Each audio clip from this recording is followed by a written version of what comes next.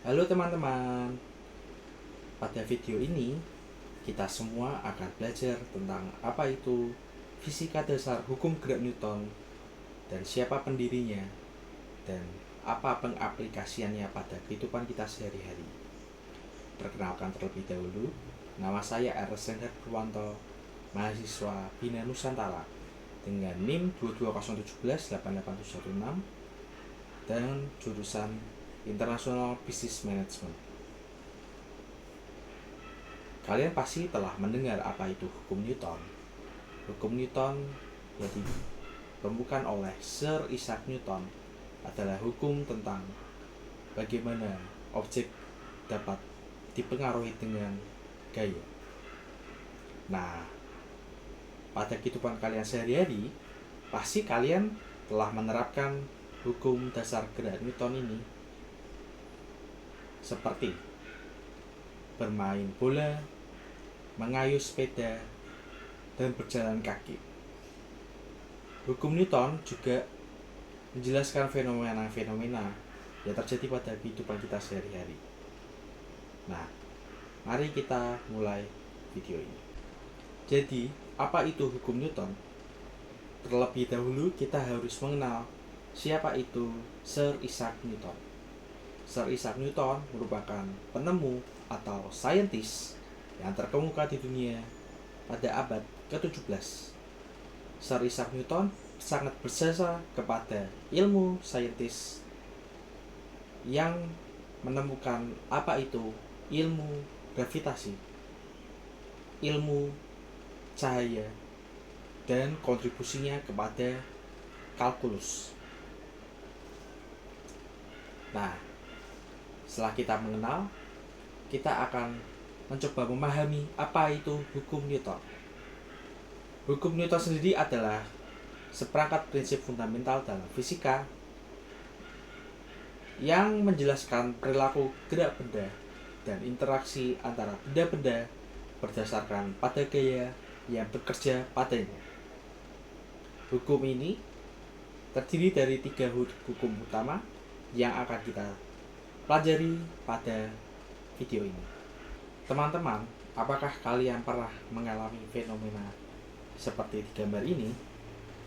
Saat kita berkendara menaiki mobil, lalu mobil itu tiba-tiba berhenti atau melakukan pengereman, tubuh kalian akan maju, dan lalu setelah pemberhentian atau pengereman itu berhenti, tubuh kalian akan kembali seperti semula.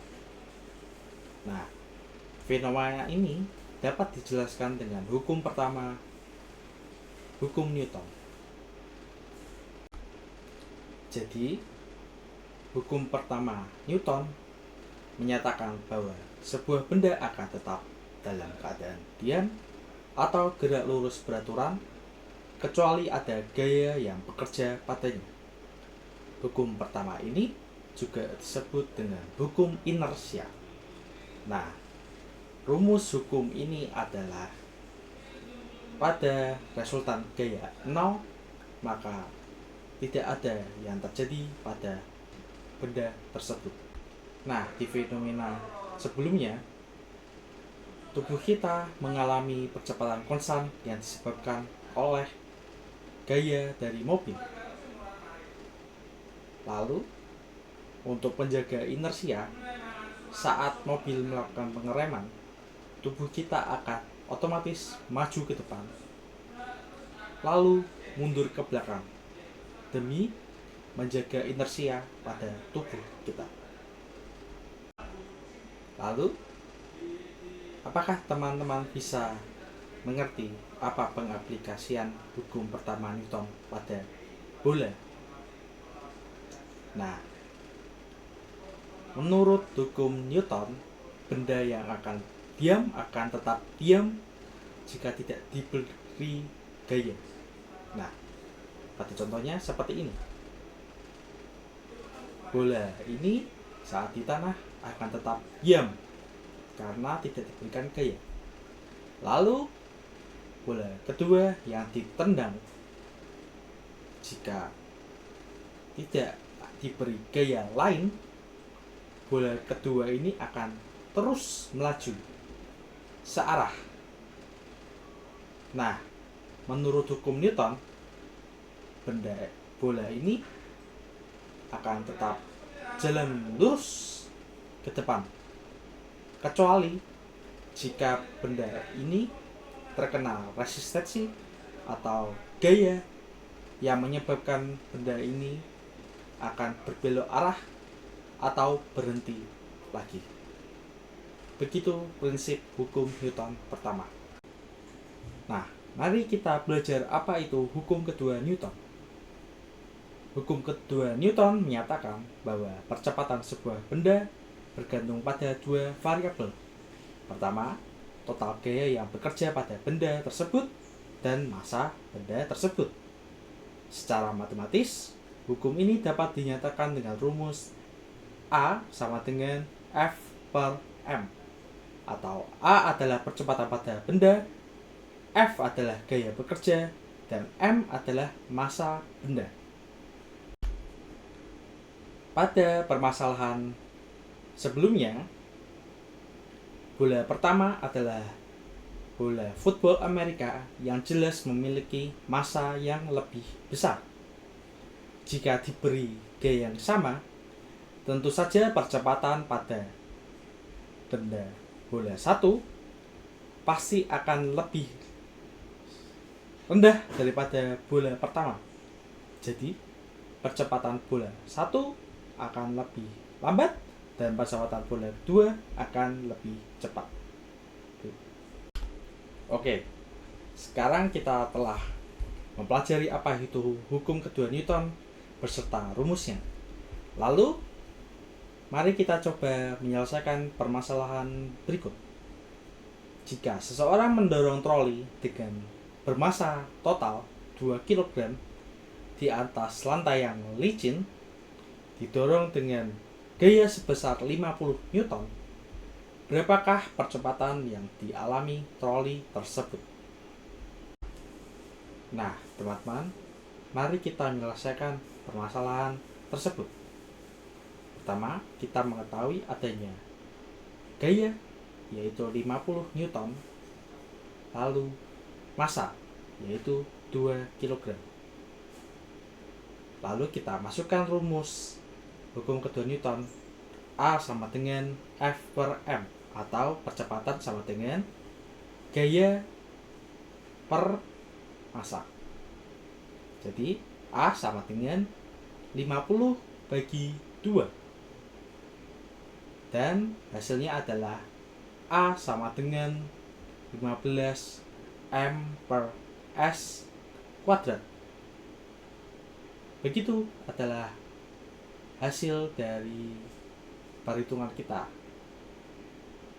dan menyelesaikan pembelajaran kita pada hukum. Lalu kita akan mempelajari apa itu hukum ketiga Newton. Pernah nggak sih kalian saat mendayung perahu, kalian mendayung ke belakang atau arah yang berlawanan, tetapi perahu kalian maju ke depan? Nah, fenomena ini dapat dijelaskan oleh hukum ketiga Newton. Nah, teman-teman, mari kita belajar tentang hukum ketiga Newton. Hukum ketiga Newton menyatakan bahwa untuk setiap aksi pasti ada reaksi yang sama besar tetapi berlawanan arah. Ini berarti bahwa setiap kali suatu benda mengerahkan gaya pada benda lain, benda yang kedua tersebut akan mengerahkan gaya yang sama besar terhadap berlawanan arah pada benda yang pertama. Ini adalah jelaskan dengan rumus F aksi atau gaya aksi sama dengan minus gaya reaksi. Nah, teman-teman, setelah mengenal apa itu hukum ketiga dan rumus dalam hukum ketiga, yaitu F aksi sama dengan negatif F reaksi, atau gaya aksi sama dengan negatif gaya reaksi, kita dapat menjelaskan fenomena yang terjadi pada kehidupan kita sehari-hari. Seperti contohnya kita berjalan kaki. Kita berjalan kaki dengan kaki kita memberikan gaya ke belakang atau gaya aktif belakang. Namun bumi atau tanah yang kita pijak saat itu memberikan gaya reaktif ke depan. Nah, karena massa tubuh kita sangatlah kecil dibandingkan bumi, kita dapat maju ke depan. Sedangkan bumi yang kita pijak yang memiliki massa yang sangat besar pastinya akan tetap diam. Begitu kira-kira penjelasan pada saat kita berjalan. Lalu saat kita meletakkan buku di atas meja, terjadi aksi dan reaktif pada buku dan meja tersebut. Pertama, buku yang memiliki massa ditarik oleh gravitasi bumi sehingga memberikan aksi ke bawah. Lalu meja tersebut memberikan gaya yang sama ke atas yang disebut oleh gaya normal. Lalu contoh ketiga, saat kita mendorong dinding dengan memberikan gaya dorong, maka dinding tersebut juga memberikan gaya yang sama tapi berlawanan arah atau disebut gaya reaktif ke belakang. Nah, karena kan dinding memiliki massa yang lebih besar daripada kita yang mendorong,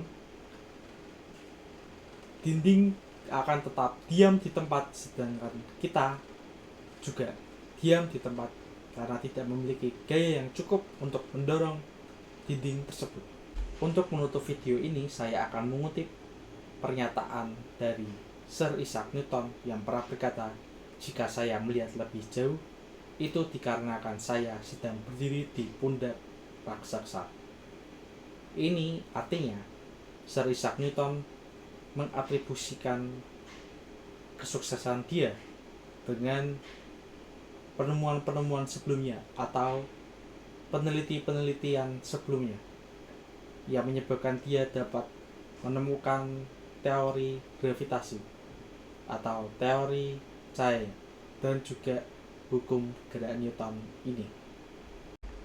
Kutipan ini mengingatkan kita bahwa belajar adalah proses untuk membangun dari pengetahuan yang ada. Jadi, teman-teman, jangan pernah berhenti belajar karena setiap hal baru yang kita pelajari bisa menjadi langkah menuju penemuan yang besar. Terima kasih telah menonton video ini, dan untuk teman-teman, tetaplah semangat belajar dan tetaplah semangat untuk mengeksplorasi dunia sains.